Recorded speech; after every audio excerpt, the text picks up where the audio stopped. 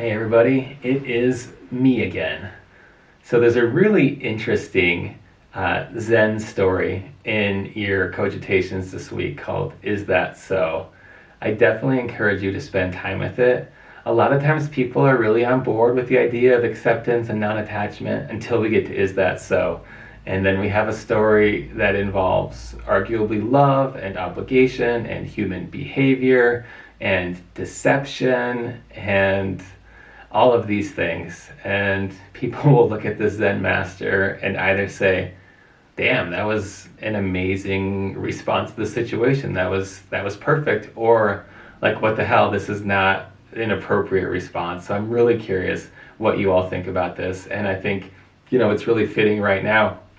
We're in a time where people have a lot of different emotions going on, and all of that's fine. I don't think we should ever judge, label, or try to change emotions. We should probably accept them the best that we can. But how far does acceptance go? And is there a point where you're kind of supposed to be outraged or supposed to be frustrated?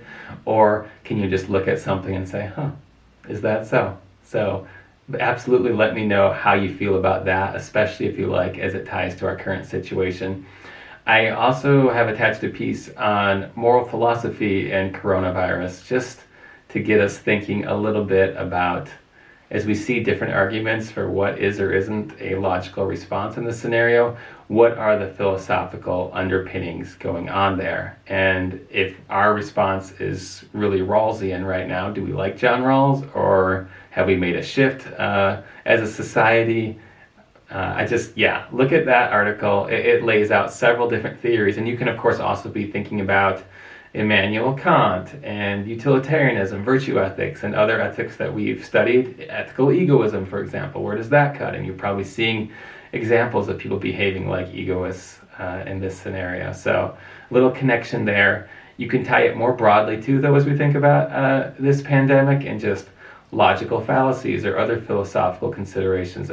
Is ignorance bliss? I mean, all of these topics come back around, I think, in full force right now. So I thought I'd bring it back a little bit and give you some food for thought on that. The other reading is An Enquiry on Human Understanding by David Hume. This is a throwback to epistemology and empiricism in particular, but do take a look. Hume is somewhat of a self-defeating empiricist, or at least an empiricist who shows some of the possible shortcomings or limitations of empiricism.